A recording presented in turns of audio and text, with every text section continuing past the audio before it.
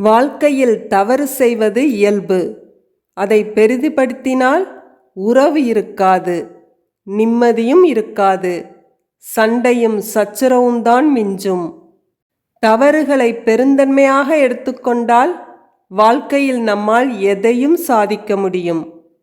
இதை மிக அழகாக விளக்குகிறார் கிருபானந்த வாரியார். வணக்கம். கதை கருவூலம் சேனலுக்கு உங்களை வரவேற்கிறேன். இன்னைக்கு நாம கேட்க போற கதையின் தலைப்பு குடும்பத்தை கோயிலாக மாற்றலாம். இப்போ கதை எப்படி இருக்குதுன்னு கேட்கலாம் வாங்க. ஆசிரமத்தில் முனிவர் ஒருவர் தன் மனைவியுடன் வசித்து வந்தார். அவரை தினமும் பலர் சந்தித்து அருளாசி பெறுவதோடு தங்கள் பிரச்சனைகளை கூறி தீர்வை கேட்டு வந்தனர். ஒரு நாள் வழக்கம் போல தன்னை சந்திக்க வந்தவர்களின் குறைகளை கேட்டுக்கொண்டிருந்தார் முனிவர். அதில் ஒரு ஆசாமி எதுவும் கூறாமல் மௌனமாக இருந்தான். எல்லோரும் போய்விட்டனர். அந்த ஆசாமி மட்டும் அங்கேயே இருந்தான். மாலை பொழுதாகிவிட்டது. அந்த ஆசாமியை பார்த்த முனிவர், உங்கள் வீட்டில் பிரச்சனை உள்ளதா? இல்வாழ்க்கை இன்பமாக இல்லையா என்று கேட்டார். இதை கேட்டு ஆச்சரியமடைந்த அந்த ஆசாமி, சுவாமி, மிகச் சரியாகச் சொன்னீர்கள். எனக்கு திருமணமாகி 3 ஆண்டுகளுக்கு மேலாகிவிட்டது. தினமும் எனக்கும் என் மனைவிக்கும் சண்டைதான். நான் சொல்வதை அவள் கேட்பதே இல்லை. இதனால் எனக்கு வாழ்க்கையே வெறுத்துவிட்டது. மனதில் சிறிதும் நிம்மதியில்லை. இதற்கு நீங்கள்தான் ஒரு தீர்வு சொல்ல வேண்டும் என்று கூறினான். முனிவர் ஒன்றுமே சொல்லவில்லை. ஆசிரமத்திலேயே சிறிது நேரம் தங்கியிருக்கும்படி கூறினார். ஆசிரமத்துக்குள் சென்ற முனிவர் நூல்கண்டு ஒன்றை எடுத்து வந்தார். அந்த நூல்கண்டில் இருந்த நூல்கள் மிகவும் சிக்கலாக இருந்தன. ஆசிரமத்தின் வாசலில் அமர்ந்த துறவி நூல்கண்டின் சிக்கல்களை விடுவிக்கத் தொடங்கினார். இதை பார்த்த ஆசாமிக்கு ஒன்றும் புரியவில்லை. சிறிது நேரம் சென்றது. மனைவியை அழைத்தார் துறவி.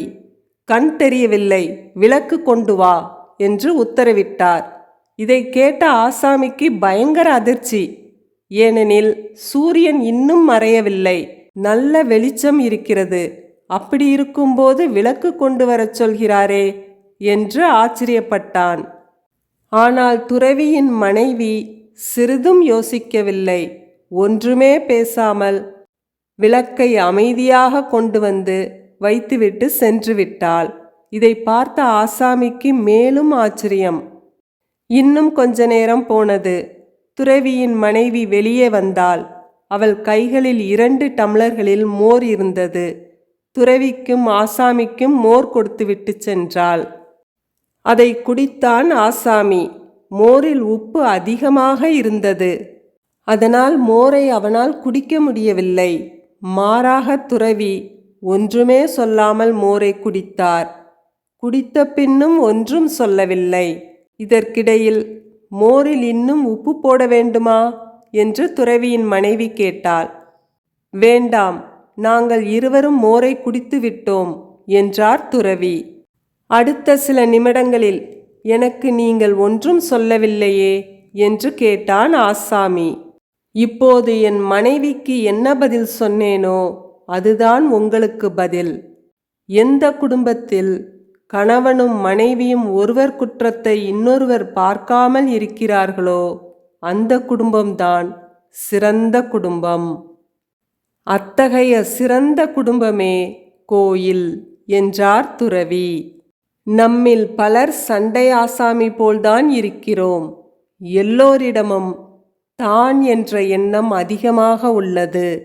ஒருவரை ஒருவர் அனுசரித்து நடந்து கொண்டால் பிரச்சனையே இல்லை. விட்டு கொடுத்து வாழ்ந்தால் எப்போதும் நிம்மதிதான்.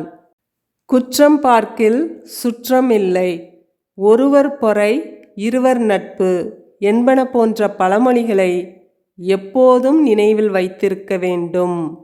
இந்த எண்ணத்தை வளர்த்து கொண்டு விட்டால் கடல் போன்ற பிரச்சனைகள் ஏற்பட்டாலும் எளிதாக சமாளித்து விட முடியும். முனிவரிடம் ஆலோசனை கேட்ட ஆசாமி போல இருந்தால் எப்போதும் நிம்மதியற்ற வாழ்க்கைதான். இந்த கதை உங்களுக்கு பிடிச்சிருந்ததுன்னா லைக் பண்ணுங்க, கமெண்ட் பண்ணுங்க, கதை கருவூலம் சேனலுக்கு சப்ஸ்கிரைப் பண்ணுங்க. நன்றி, வணக்கம்.